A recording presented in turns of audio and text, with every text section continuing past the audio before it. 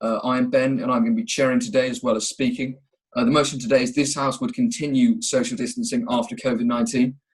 Speaking for the proposition this afternoon are Jessie Jordan and Toby Shavas, and speaking for the opposition are myself and Alex Cantelo. We're doing this a bit differently, bearing in mind this is a light-hearted debate, and as well as the fact that we don't have a floor debate. Instead, all points of information are going to be read in place of floor points, which means there's not going to be points of information throughout the debates. They're going to be made for the summary speakers to address. Paper speeches will be 4 minutes, and there is no need for protected time. So our first speaker this afternoon is Toby Shavas. So without further ado, take it away, Toby. Chair, ladies and gentlemen, the motion for today's debate is this House believes social distancing should be continued after COVID-19. I will define this brilliant motion and explain why this could improve society in ways never seen before. Jessie will talk about further benefits of social distancing and why you ought to support the proposition. So, on to defining the motion. Social distancing is where people of different households must remain 1 metre apart whenever possible. During the coronavirus pandemic, some countries had social distancing at 2 metres distance, but we believe 1 metre distancing provides all the same benefits. However, you do not need to social distance from your family or close friends, unless of course you choose to, which is perfectly acceptable, especially if you have a family like mine. Despite social distancing, we understand people have needs, and so everyone will receive 10 hug vouchers a week to hug whoever they like. By only hugging 10 people outside of your close family and friends, you minimise the amount of people invading your personal space bubble. It also minimises your contact with strangers who may carry foreign diseases that could harm you. You can thank us later. We have also decided to abolish all handshakes. Now, this deals with so many issues. First of all, you don't have to deal with clammy hands, which are the bane of this earth. You also don't have to deal with limp handshakes that feel like you're shaking a wet piece of lettuce. Also, as a less important point, it is more hygienic not to shake hands. So, what do we propose instead? Upon meeting someone on arrival, you may give them a fist bump, as this reduces your physical contact due to your knuckles having a smaller surface area than your palm. Also, the main reason driving this is the street credibility everyone would get, creating a cooler and more down-to-earth society just from fist bumping. So, this new greeting also takes away the awkwardness of when you first meet someone and you don't know whether or not to go in for the hug. So you stick out the hand, but they've got their arms out and they went for the hug, and so it's so incredibly awkward and it just ruins all future prospects of a friendship with that person. We are saving you from that embarrassing situation. Social distancing would also really help reduce the numbers of teenage pregnancies. It would be illegal for young people to breach that 1 metre gap, adding another form of contraception. That, if used, has a 100% chance of working. Not even condoms have that. It would also reduce the transmission of STIs that cost the government a staggering £1 billion a year. This money could be used for so many more important things, such as implementing social distancing. The NHS would also be much less overwhelmed, as the transmission of any disease would be reduced by social distancing. One of the best things about social distancing is the protection from body odour. Have you ever got too close to a year 7 who thinks Lynx Africa is a good enough substitute to showering? It would be bearable if it was just year 7s, but it's not. Thank God this debate is online, because I don't think I can brave being in the same room as Ben again, especially on a warm summer's day. Also, think about all those asthmatics who have to navigate through the death trap of Lynx Africa wearing idiots. It's like you wearing a suit of peanuts around someone who has a nut allergy. But don't worry, this motion will save us all. Now, I'm sure the opposition will try to tell you that social distancing is not feasible, but just look how well we've managed over the last 3 months. There will always be breakers to every rule, but their punishment for breaking this one is the exposure to clammy, limp hands, pathogen, and smelly people called Ben. I think that's a big enough deterrent. So, if you want to avoid all these things that may affect you for life, we urge you to vote for the proposition. Thank you. Thank you very much to Toby for that excellent speech. We now move on to Alex Cantelo to open for the opposition this evening. Chair, fellow debaters, and those that have managed to find us on the internet. We are here debating a motion this House believes social distancing should be continued after COVID-19. And I am going to give you some points as to why this can't be the case. But first, some points of rebuttal. Now, my dearest Toby over there spoke about many things, but I just can't stand him attacking my team member, Ben. Now, Ben is not smelly, Ben is clean cut, and Ben is classy. And for Toby to even suggest this, I think, is darn outrageous. He also mentioned fist bumping, but from being a rather silly teenage boy, fist bumping just goes a bit far. It leads to punching, it leads to violence. That's why fist bumping just isn't a safe alternative.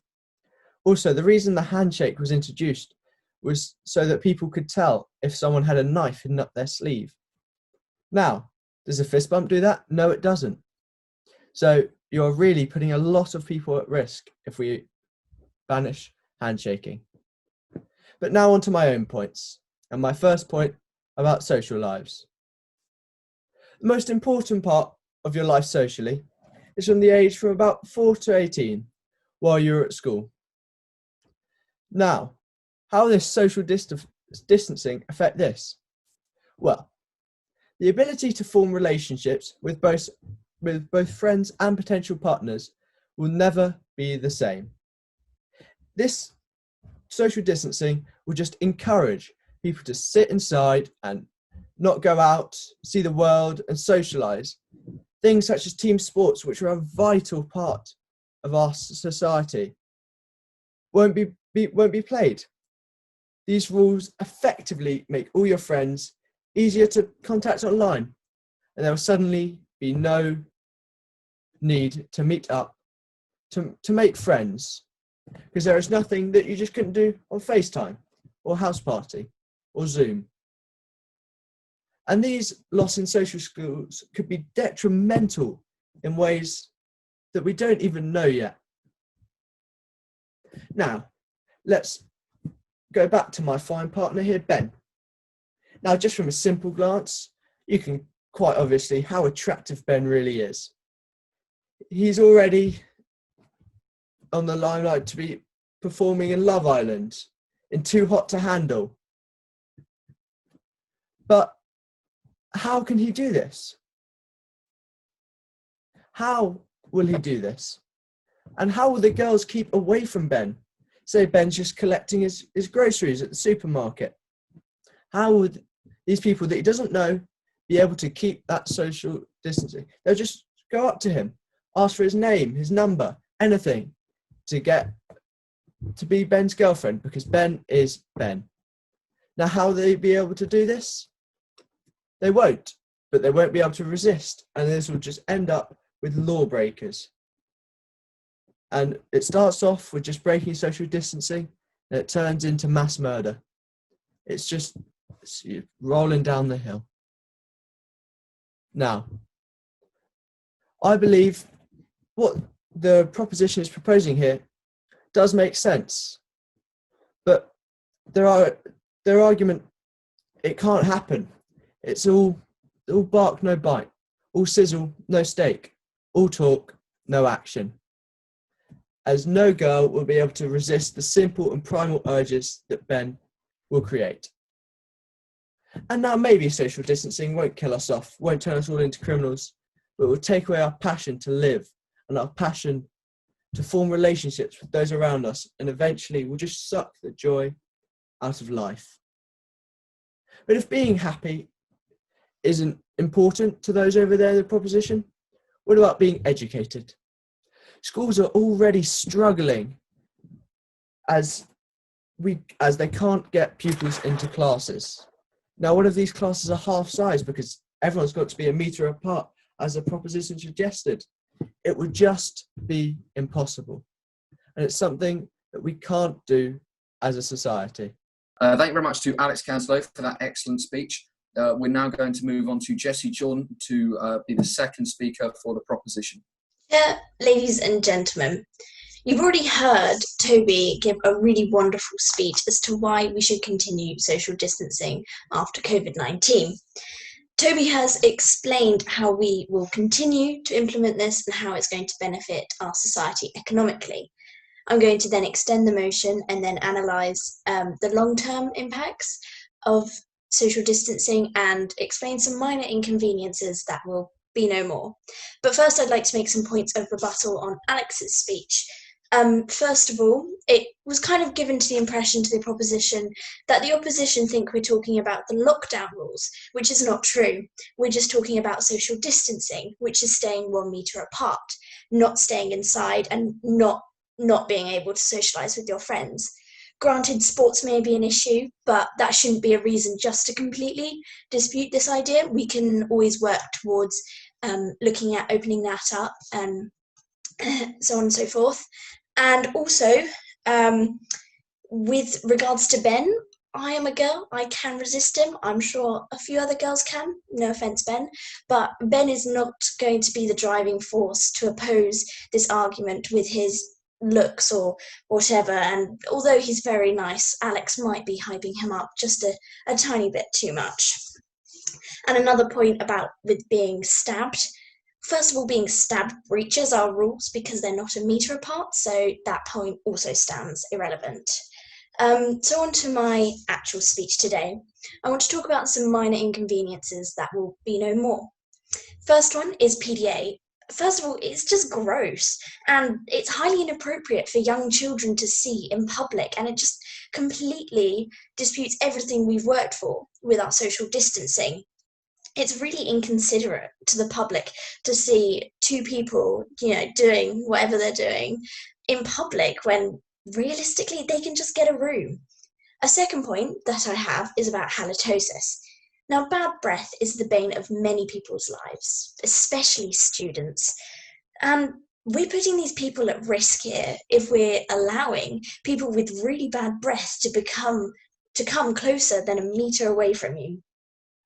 It prevents you from having your own inner peace when people are speaking to you and all you can think about is their stagnant breath on your face.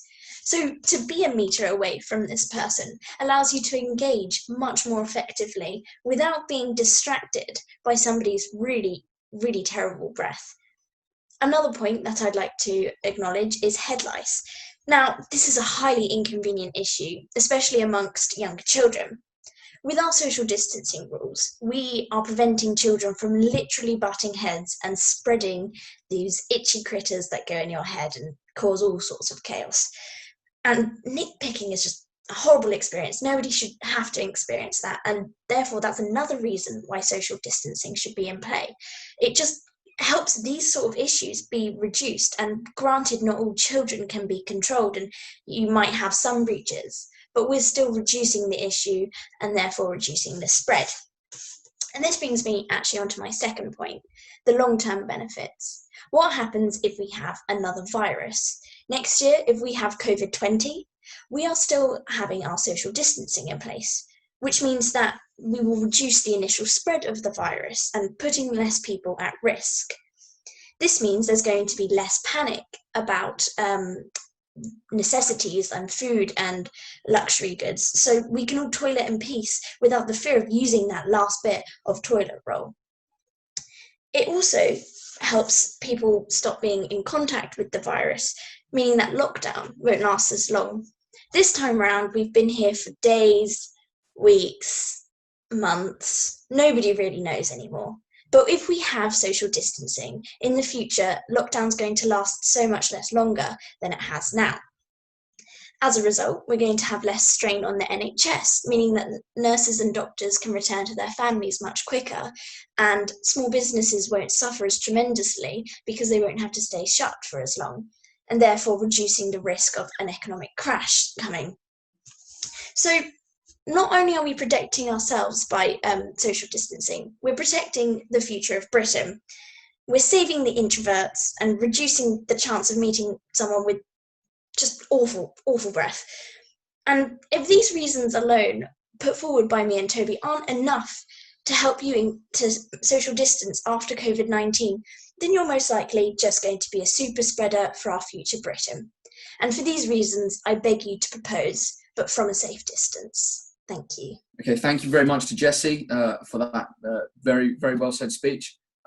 We're now going to move on to my speech. Ladies and gentlemen, Chair, or me, it is an honour to be speaking for the opposition today on the motion this House would continue social distancing after COVID-19, an issue I feel strongly about due to the fact that it is the single worst idea I have ever heard.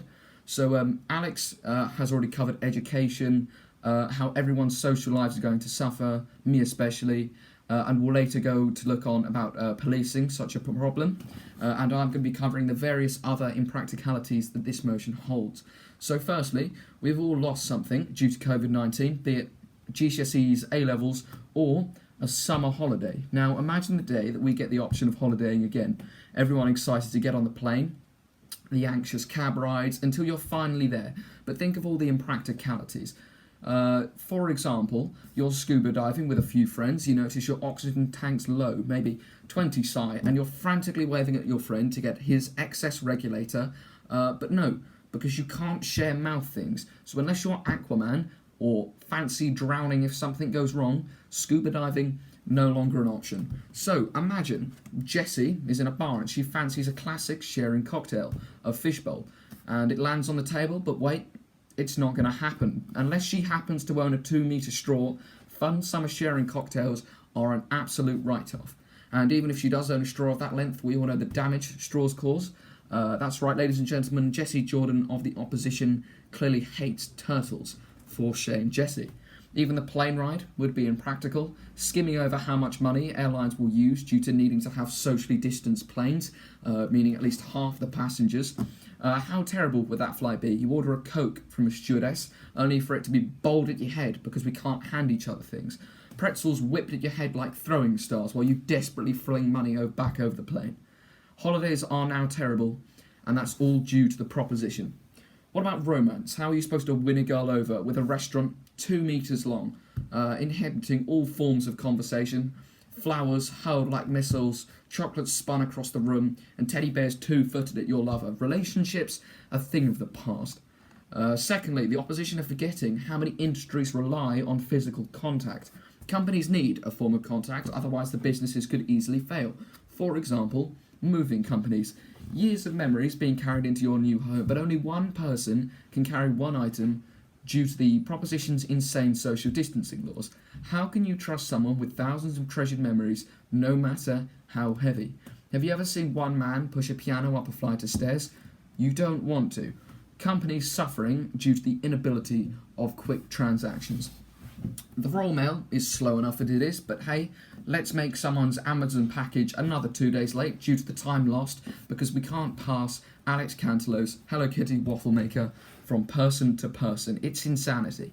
Absolute insanity. And what about bobsledders? They're not a household. The film Cool Runnings, it's absolutely ruined. And that's another thing we've had to go on without for several months now. New films. I think we can all agree if we had to watch one more Zoom pub quiz version of our favourite media, we're all going to collectively go insane. I personally cannot wait for a fresh new wave of films and shows to appear in our lives again, but oh wait, they're now ruined too, because does anyone appreciate how boring media is going to be if it's all socially distanced?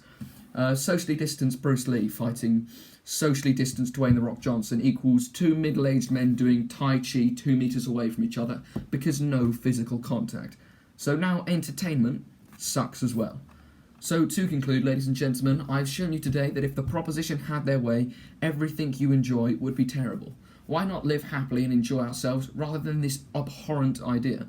If you want to have a good summer, a strong social life, a relationship, a form of entertainment, and a good education, all of which we have proved can't happen, then please vote for us. Thank you very much. Okay, well, thank you to me for that excellent speech. We're now going to move on to the floor debate. So Toby's going to start first. So I was just wondering, Ben, in your speech you were talking about scuba diving. Well, why can't you just bring your own oxygen regulator when you go scuba diving, and then everyone can still have fun under the sea with the fishes? And Alex, in your speech you were talking about how children need all this love and interaction with each other and all that. Well, I just think as a generation who's grown up with all of that, we're just too soft. So I think social distancing teaches children that life's hard from the start, and we need a bit of that tough love to grow strong and have a better society overall. So, my 2 points. My first one is directed at Toby, and it's just a simple question. How are you going to enforce this? And then my second to Jesse is that you mentioned public displays of affection, but often that's with family members. Family. So you said this, but as Toby mentioned earlier, you can be close to your family and close friends. Okay, I've got 2 points of information. One for Alex, you mentioned relationships. However, in the past, we've had people courting each other without physical contact, and it's proven that the marriages are fine, and actually having this proof that you love the person before having physical contact could reduce the rate of divorces. So how would you answer that question? And to Ben, you mentioned a fishbowl, and I'm sure for the case of the greater good, we can just drop a fishbowl. It's actually kind of unhygienic in the first place to just be sharing the same drink. So do you not agree that it's just better to drop it for the greater good?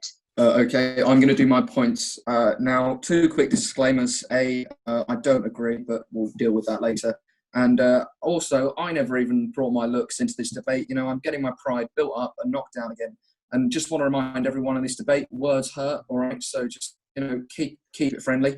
Right, so Jesse, first of all, I've got one for both of you. It can be harder to cure head lice and halitosis, both of which are clearly big issues to you, because paediatricians and dentists now can't go near people's children. So you've sort of created a bit of a catch-22 there.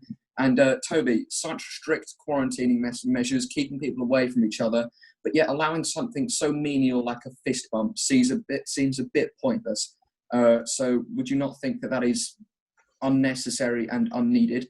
We're now going to move on to the summary speeches, starting off with the opposition. So Alex is going to start first. Alex? So, to answer the points from the floor, the first point I'd like to answer was the mention of scuba gear. Now, if you're trapped under a rock and you need help, but you can't use anyone else's regulator, what are you meant to do? Are you just meant to drown? No, you need help from other people. Toby also mentioned, this generation needs to toughen up. But I believe that nurturing and caring is the best way to take care of a child. So what if they go into life and they're a bit wishy-washy? As long as they have support, they'll be fine. Now, Jessie mentioned fishbowl, not necessary. Well, it is necessary, Jessie. Let's get to the times. And she also mentioned courting. Now, let's be real. Henry VIII was delivered a Spanish wife never met before, Catherine of Aragon. And how did that turn out? Well, we all know the story. Divorced, beheaded, died. And she was the first wife and she was divorced. So that doesn't work all the time. Now, to sum up this whole debate and to really push forward what the opposition is suggesting is that it's all well and dandy listening to the proposition's idealism, but it just doesn't work, I'm afraid. Now, what they're suggesting may be okay in the time of virus, but it's not okay when we're trying to rebuild our nation. Now, the main points of clash are obviously what is the social situations and being able to socialize with not just close friends and family, but people that you don't know in something like a work environment is essential for our life. Okay, thank you very much to Alex for that excellent conclusion for the opposition's debate today. Now we're going to move on to Jessie Jordan's summary for the proposition. Ladies and gentlemen, you've now heard everyone speak today, but I'd really like to use my summary speech to emphasise why we as the proposition are correct. Now, before I actually go on to explain this, I'd like to address some points made from the floor. Ben, you spoke about paediatricians trying to treat head lice and with issues of halitosis.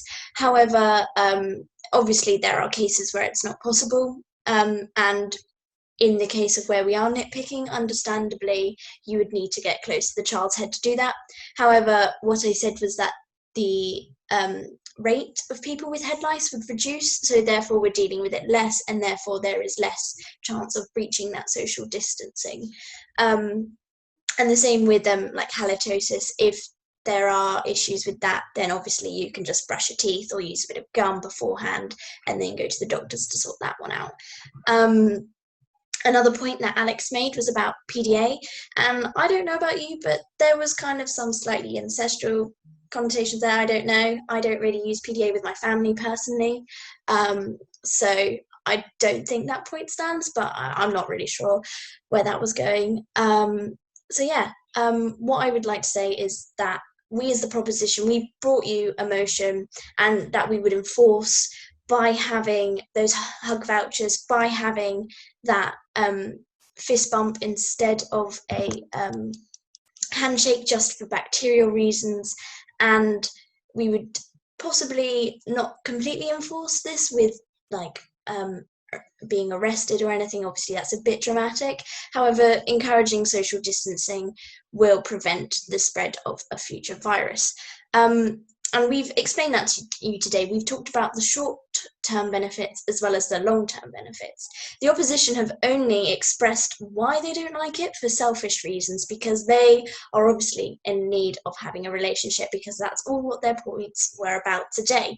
We actually spoke about the bigger picture, how it's going to benefit us and our future Britain. And because of that, we were able to bring forward an argument that had a lot more substance to it and had foundations that were made of an actual argument rather than a supposed argument. And the main points of clash we realised was that the opposition, they were more focused on themselves, but we as a proposition were more focused on everyone. We're thinking of the greater good for not only ourselves, but our society now and our society in future.